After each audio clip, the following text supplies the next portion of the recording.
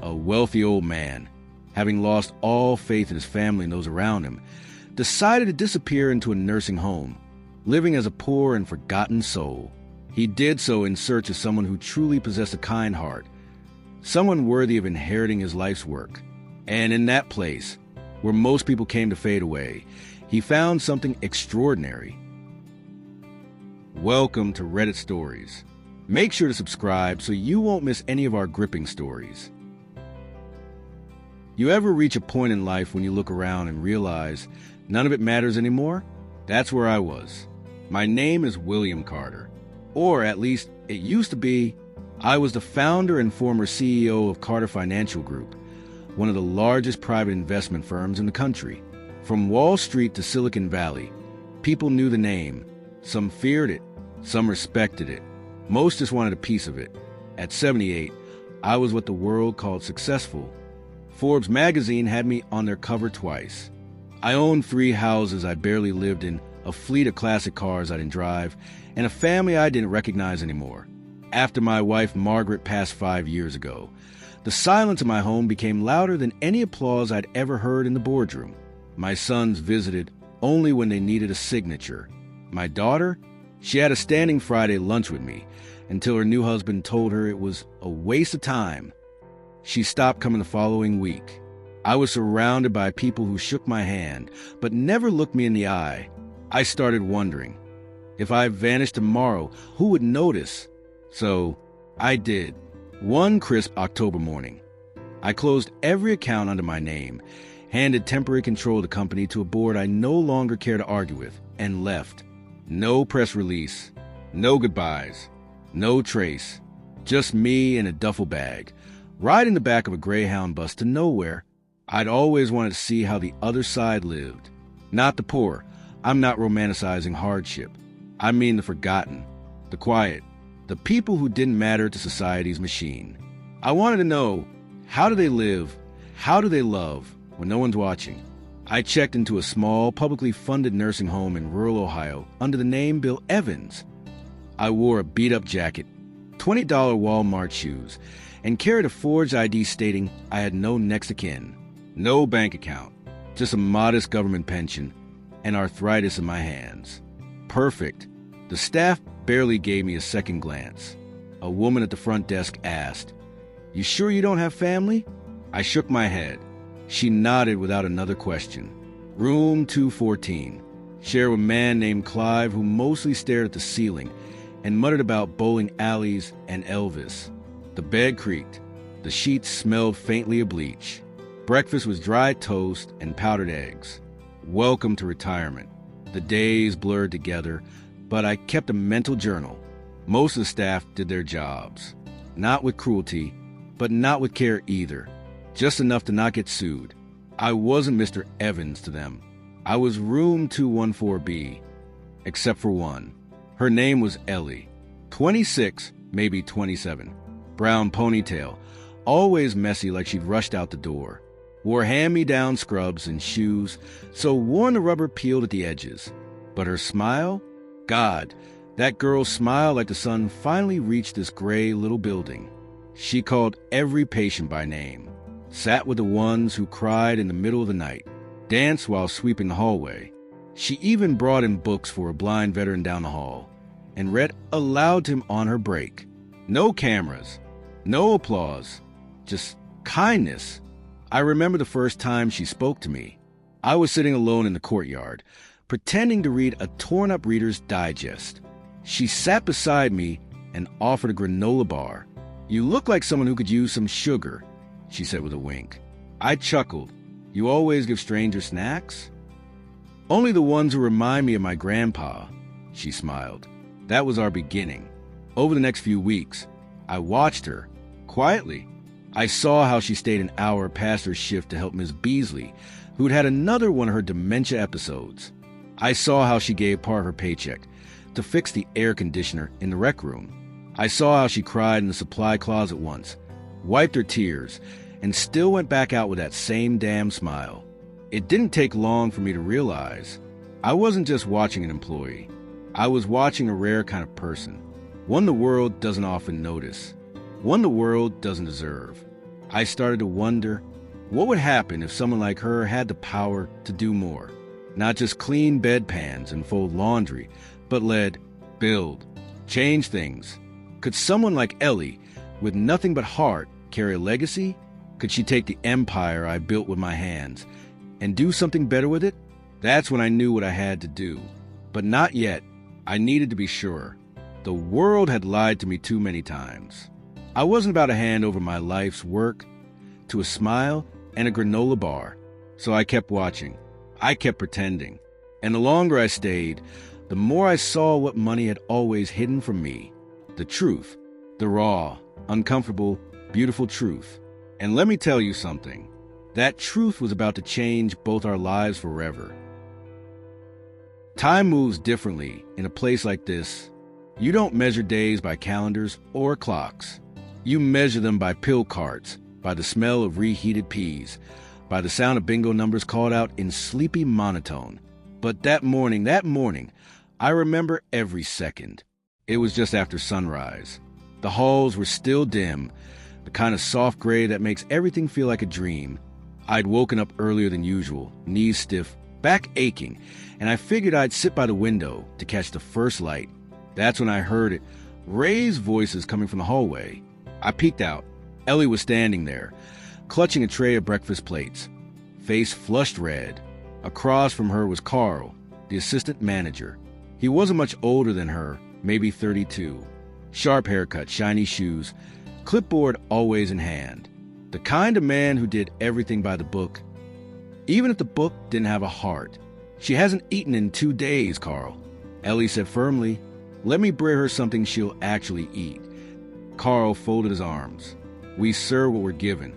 If she refuses her meals, that's on her. We're not here to play chef. Ellie stepped closer. She's on hospice care, Carl. She's dying.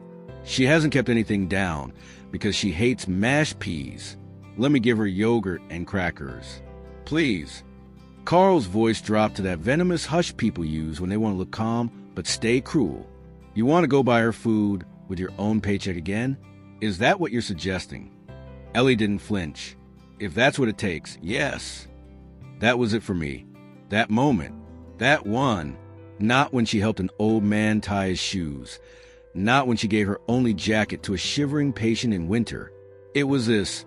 Standing up against bureaucracy, not for credit, not for praise, but because someone needed help. A nurse interrupted, needing Carl's signature on something, and he left with a scowl.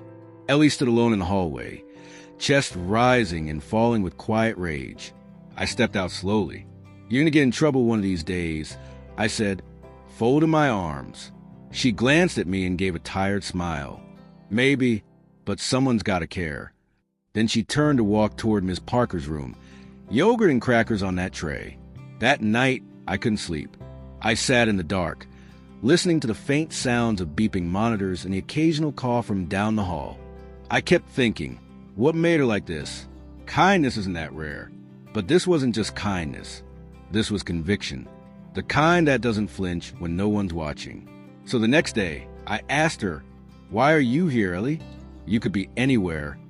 She shrugged, sweeping the floor in lazy circles. I guess I'm just where I'm needed. That's a sweet answer, I said, raising an eyebrow, but it's not the real one. She paused. Then, for the first time, her smile faded. My mom was here once. Not this place. Another home. She had early onset Alzheimer's. I was 20, dropped out of school to take care of her. I stayed silent. She was sweet. Even when she forgot who I was, she'd smile like she still felt it, like the love was still in there somewhere. But the nurses, they treated her like a chore. No eye contact, no warmth. Just get through the shift and go home. I saw her knuckles whiten around the broom handle.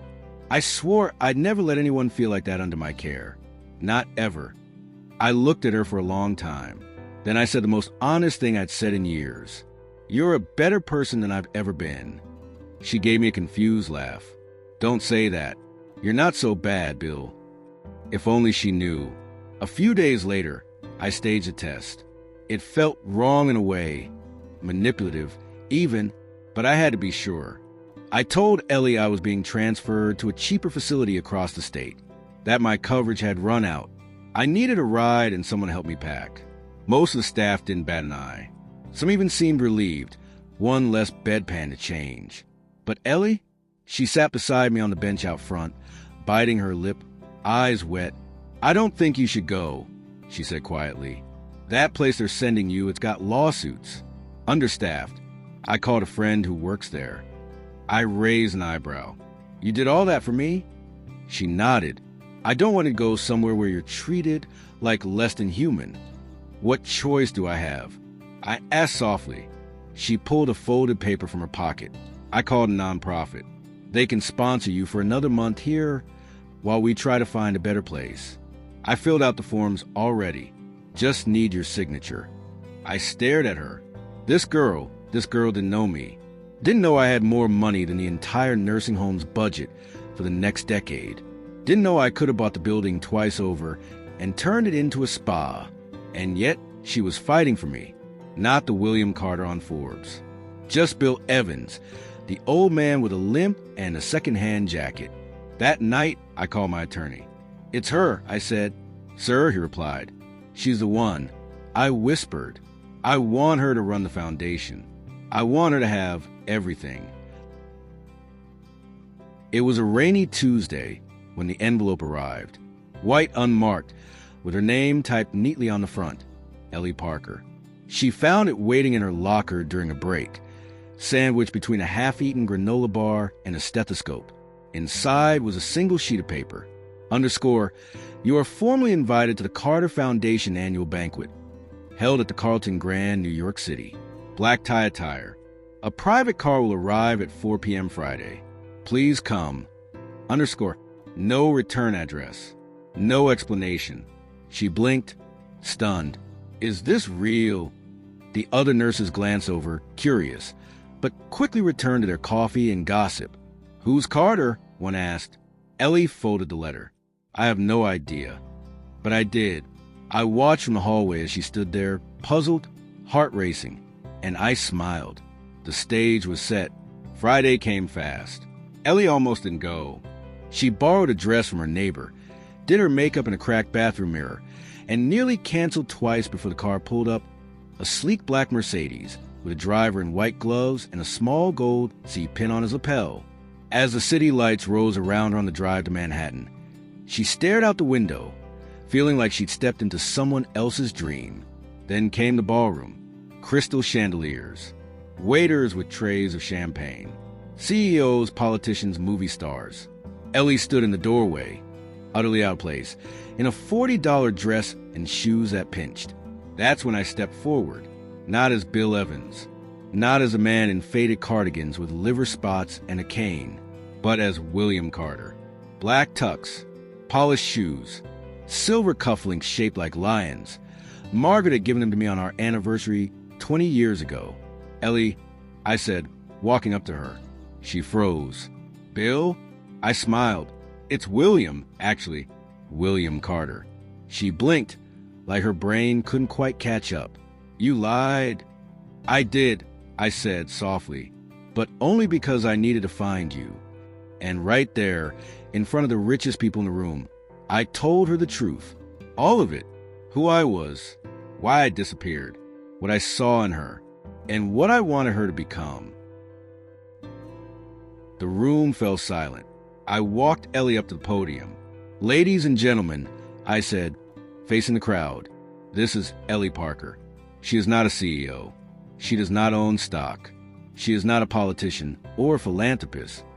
She is, however, the kindest person I have ever met. And starting tonight, she is the new executive director of the Carter Foundation." Gasps, whispers, a camera flash. Ellie just stood there, stunned, eyes wide. "I've spent my life building an empire," I continued.